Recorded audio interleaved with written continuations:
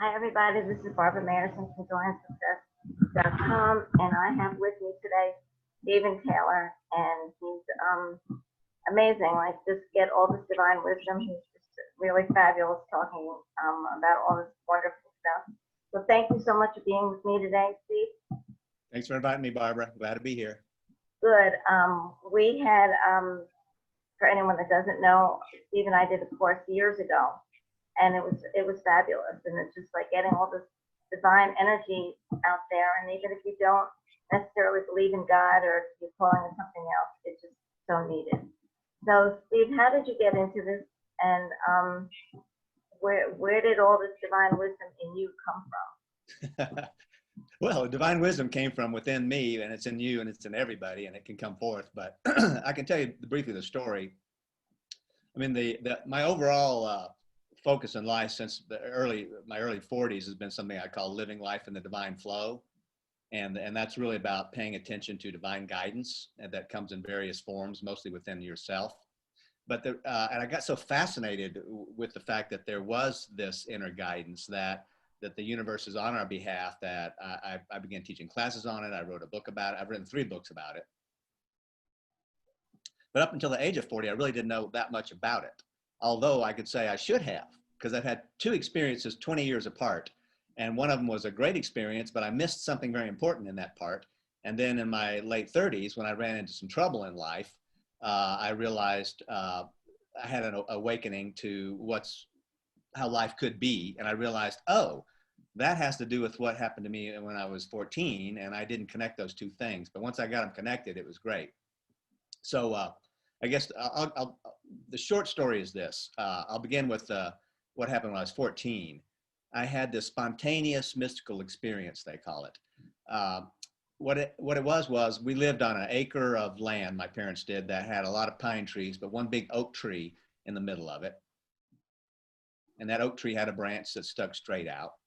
And what I wanted to do was make a rope swing to hang from that branch. So instead of 2 pieces of rope with a piece of wood in between, you swing back and forth, I just threw the rope over the branch, tied a knot, and I made this loop down at the bottom that you could nestle into. And like I said, you could swing back and forth by nestling in that loop, but what was really fun was to walk around the trunk of the tree, all the way around, where the rope would start wrapping itself around the trunk until it finally couldn't go any further. And then with your feet, you'd push off from the tree, which I did, and I'd swing way out, and it would go around, and I'd wrap back around the tree and then land with my feet against the trunk. It was really fun. I'd push out, and I'd go, and I'd do that again, back, and I'd push out. I got so good at it, I became like a one-man Cirque du Soleil. I could push out, and while I was training, I would actually spin. I would do twirls, and then still be able to land with my feet against the trunk of the tree instead of crashing into the tree. It was very easy to do for some reason. So I would do that over and over and over again. And what happened was, what I didn't know then, I discovered later, if you do a repetitive body motion like that over and over and over again, you can get so into the experience of that moment that you achieve an altered state of consciousness. If you've read the book, The Power of Now by Eckhart Tolle, he calls it you achieve a state of no mind. You actually get so into the experience, you stop thinking for the first time in your life. You stop thinking. You don't reflect on the past. You don't project into the future. You are just in the pure now moment, and you're not even judging that moment. You're not thinking this is nice or this is good or this is fun. You're not thinking anything. You're just in pure non-thinking experience. And what happens when you do that, you discover that behind your thoughts, there is a consciousness. A consciousness that has nothing to do with your little daily thoughts. It's the best way to describe it is that you experience this eternal consciousness, which some people could call your spirit, your soul, whatever it is, it's there, it's exposed, it's open, it's in the world, but not of the world. And so at that little moment, here I am 14 years old with no religious training or spiritual things of any kind. And I'm realizing, oh, I have a body, but I am not that body. I have a mind, but I am not that mind. I even have a personality, but I am not that personality. Those things, body, mind, personality, are like clothes you put on in the morning, and at the end of the day or the end of your life, you might take off those clothes. And then if you believe in reincarnation, you put on another set of clothes later. But anyway, I got to experience that spirit within. And at that moment, being pure spirit for a very short time, like a minute, 2 minutes, I don't know, I had a lot of information downloaded to me, but none of it that's relevant for today's talk, but a lot of information about how the world works, how the universe works, what's the nature of God, and so forth. But the problem was at 14, I had all this wisdom coming to me. But when I walked away from that experience, when I began thinking again, judging, oh, that was fun or that was weird, or now I'm back in my body, uh, I, um, I didn't realize that that inner spirit could be helpful to me in any way. And so I thought, yes, I'm spirit in the world. That's how I've always thought of it. Not Steve. I'm an eternal spirit temporarily in this body called Steve in this world. But I thought if there's anything you want to do in life, anything you want to have, do, or be, it was still just kind of up to me, up to Steve to make it happen. And so not that spirit would help me in any way, or God or anything. So I lived a very normal life for the next 20 years. It was like anybody else would do things mostly. I would have a goal in mind or something I wanted to achieve, and I would achieve it just based on my own intellect, my own talents, and then I might get into pushing, manipulating, demanding, clinging, persuading, trying to make things come out the way I thought they had to be because I know best. And so it wasn't a bad life. I achieved a lot of success, in life that way, but it's pretty exhausting to always think you have to control everything and make everything happen, and it's up to you and you alone to have a good life.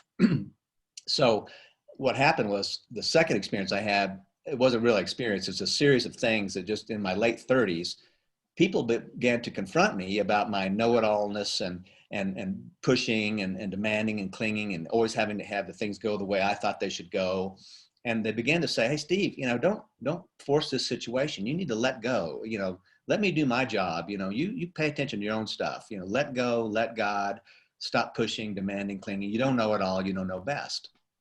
And that's what I kept hearing a lot. Let go, and let God.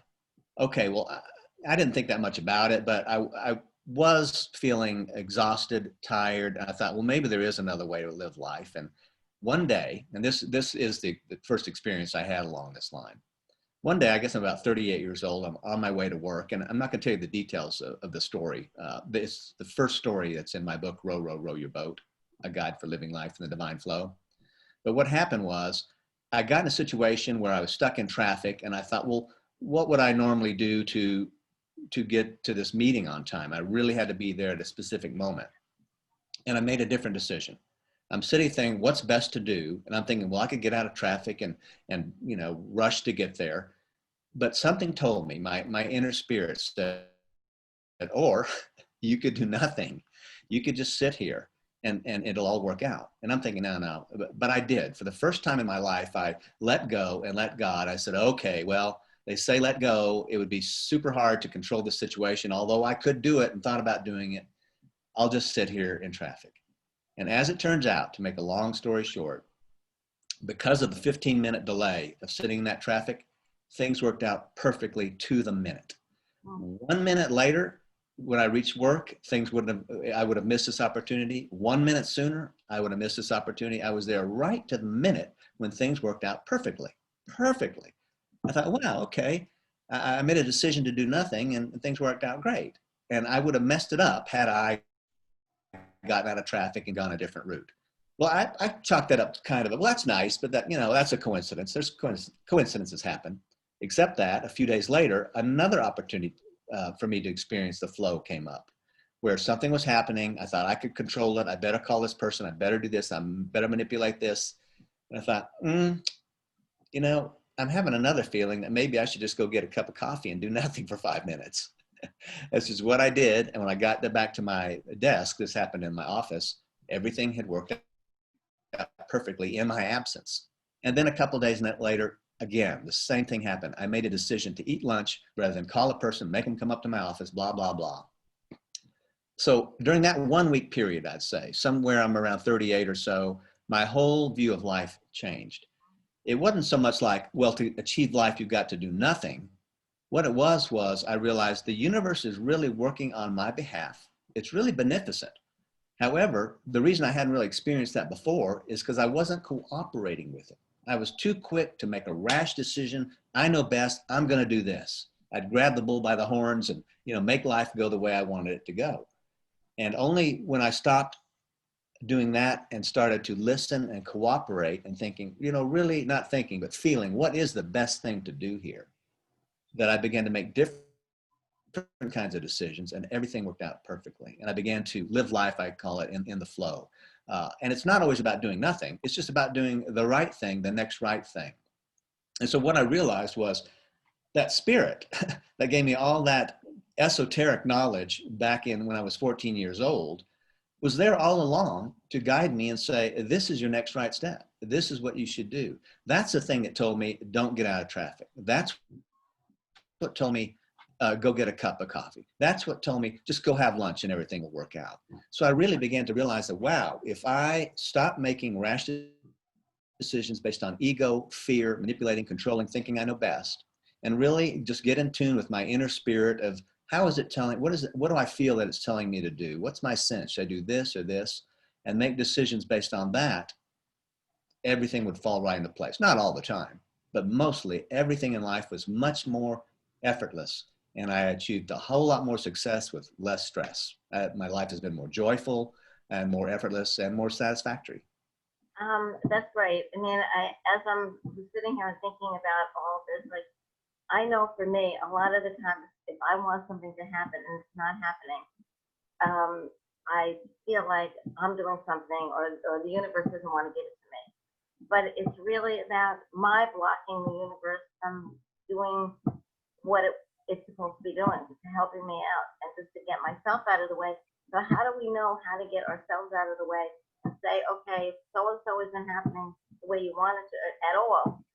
How do you just back off and say, okay, I have to let go of that, because we're trying to control everything, and how do we just stop trying to control it? Just because we're so used to controlling everything and wanting everything to happen the way we want it. Right. Well, for me, to just say somebody just stop controlling things, they're probably not going to do it, and I didn't want to do it either. I just tried it once, and it happened to work. So really, if people will just start trying that and seeing the results, it becomes an experience that they begin to trust. There is a trust level there that says, well, if I don't do this, it should all work out. And when it does keep working out, then you realize, wow, there is a force working in this world. There's a divine intelligence that's working through you, that's telling you what to do, the other people what to do, and coordinating things a bit so that things work out for the best for all concerned. But there are some things you have to realize. I mean, for one thing, what you think you want to happen, what you're disappointed and want to control, that may not really be in your best interest. So the one thing you have to know, that divine intelligence is always guiding you to what your highest good is, what really is in your best interest and everybody else's, because we're all one, and we're all one part of that divine intelligence, that divine mind, that spirit. So what happens is that you think there's something that you want to have and do and be and must happen to make you happy or to move ahead in life. But really what motivated that was the desire of the spirit underneath it. And what usually happens is that when your spirit says, this is what would be good for you, this is part of your life purpose, this is great for your existence in this world at this time, that goes up, filters up into your conscious mind, and your ego grabs a hold of it and says, yes, I need a new car. It'll take you, the spirit might have said, you need freedom and movement and travel. And your head says, that's right, I need a new car. And then you try to force that car. Well, unfortunately, the universe is not going to necessarily support you in getting that car. So you're going to try to get the car, and things are not going to work out. It's going to get hard. So the minute things get hard and difficult, and you feel like you're running to a wall, or as I say, rowing against the flow, that's when you realize, I really need to let go at this point and just decide, what is my next right step? Because the universe's next right step it always gives you is going to be towards what you really need, not necessarily what you think you want. So it's all about, at any moment, it's okay to think you want this, I want this, I desire this, but you always have to just say, but I don't know it all. I don't really know what's best for me. What I do know is that if I'm always listening to my inner intuition, if I'm listening to what it's saying to me and taking the next right step it gives me, it only gives you one step at a time, then I'm going to move into a place that I am going to like. even though it is quite different from what I thought I wanted. It Mm. isn't far after all. It's the freedom to travel to Europe. It isn't this, it's something completely different. It isn't a house, it's getting married and having a family. You might thought you wanted this house, but that house just represents to you a feeling of family, and you didn't even realize it wasn't about a house. It was a family. I love what you just said, is that you're gonna like it no matter what. And just, if you just back off and let the universe guide you, even if it's not in the card, but whatever, it's gonna be even better, and you're gonna like it even more. I love that. That's really wonderful. And I know we were talking about, like, how do you listen to your intuition? Because we think, well, okay, I need a new car, but is that my ego or is the spirit talking? So how do we know if it's spirit or ego talking? That's a great question. You know, it is difficult to know, but I have formulated a few things that give you an idea of if you're going the right direction or not. And it's really based on knowing where that information is coming from. If you have a feeling that you should do something, you've got to think, but what is the nature of my spirit? There's a nature to your spirit, and so your spirit's going to communicate to you in a way that's congruent with what spirit is. For instance, I mentioned this a while ago, we're all one. You're never going to get advice from your spirit or from your intuition. The intuition is how your spirit speaks to you. It's the spirit speaking to you within you. You're never going to get intuitive guidance that's going to cause you to do something that could lessen or harm the life of another person. Anything that diminishes another person's well-being, you'll never get that, because to spirit, that other person is part of itself. We're all one. It's never going to give you advice that would hurt a part of itself. So it's always going to be in the best interest of all, as far as you can tell. It's hard to tell that. Excuse me. But your information will always be in the best interest of all. And another way, and this is very important, and this is the thing people miss, your spirit will be persistent, but it won't be insistent. Now, what I mean by that is over time, you may get this feeling or sense that, or a thought or a dream or things that keep recurring, say, you should do this. You should do this. This would be good to do now. This is an opportunity that you might want to take now. But there'll never be an associated sense of anxiousness with it, like, oh my God, you better do this. This opportunity is only going to last for a short time. You got to do it, and you got to do it now. That's impulsiveness. That's the ego. The ego operates out of fear. And a lot of people, I know, so many people I know who have moved their homes, they've gone to Hawaii, now they're in Florida, now they're back where they started to begin with, because they get these strong feelings that they've got to do this and they've got to do it now. That is not your spirit speaking. Your spirit is persistent, but not insistent. And the reason is your spirit is all knowing. It's all knowing, and it has no sense of time. It doesn't live in a world of time. All it does is say, this is good now, this is good now. And if you don't take that opportunity, then it'll just say, okay, now do this, and now do this. It sees a multitude of ways to move you forward in life that you would never imagine. And it has all the time in the universe for you to do that. It's not concerned with time or anything that. Kind of like a GPS system. You know, if you miss your turn, your car doesn't freak out. It just says, now turn left. Earlier it said turn right, but now you missed it. So now it says turn left, and you're going to have to swing back around. So it's the same way with your spirit. So it's in the best of all interests, and it's persistent. Two more things real quick. It's positive, not negative. In other words, your spirit is a positive energy. Divine energy is positive. So it's likely to say, do this, not don't do that. It's a do this kind of a thing. And finally, your spirit is indestructible. It's eternal. It's eternal consciousness itself. It knows nothing of destruction, fears nothing of death. There is no death for spirit. So it's never going to have a feeling of fear associated with it, even when there is physical danger for you. You know, if I know an instance where a woman was about to be killed in a flood, a flash flood coming down a canyon. And the thought she got was, she should cross the stream now. She should cross it. It would be good to cross the stream now. That's all. It just says, if an elevator is about to break and fall, it doesn't say, don't get on that elevator. That's not your spirit. Your spirit will say, you know what, why don't you take the stairs today? It gives positive action to take. Now, it's not that something, you might have a fearful feeling and then something does happen, you know, negatively, but the fear comes from your ego, not from you. In other words, your spirit said, you should take the stairs today, and your ego takes that information and says, why? What? I shouldn't take the elevator? Is something going to happen? So people are always talking about these feelings of dread and this and that. So my intuition says I shouldn't go that way. That there's this fear. This is an ominous thing. No, all that ominous stuff is you adding to what your spirit originally said, which was, hey, you should cross the stream now, or why don't you take the stairs today? We just take it and muck it up in our minds and say, you know, that's our spirit was warning us. It is warning you, but not warning you through, look out, fear this. It's just, why don't you take the stairs today? That would be better.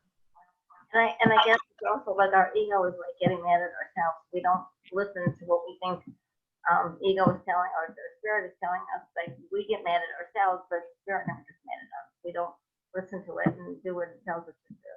No, there's absolutely no judgment at all from the universe. It's like guiding a child. It is, you don't expect it to do well, and it does something. You say, okay, well, that didn't work. Well, let's do this.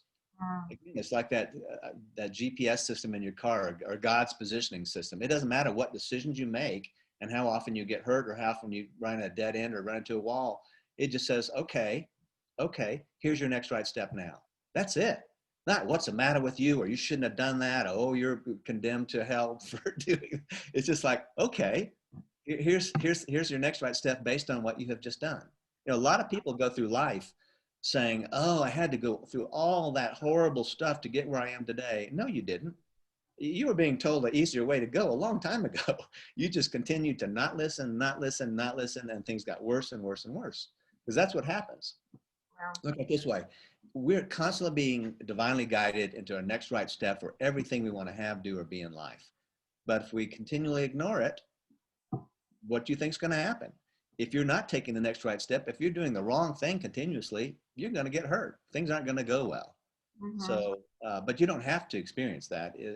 If you just make a practice of trying to listen to your thoughts, your feelings, you listen to other people because they get intuitive wisdom to be given to you as well. And just take all that, divine signs and synchronicities, and you'll find that it's always pointing you in a certain direction, which I call down the stream. It's, you take those divinely guided actions and you're rowing down the stream towards your dream, not up the stream against the flow, which is what ego would have us do. And like what was in your book, Row Your Boat, and it's just an amazing book. If anyone wants to get it, I have it and been reading it. It's wonderful.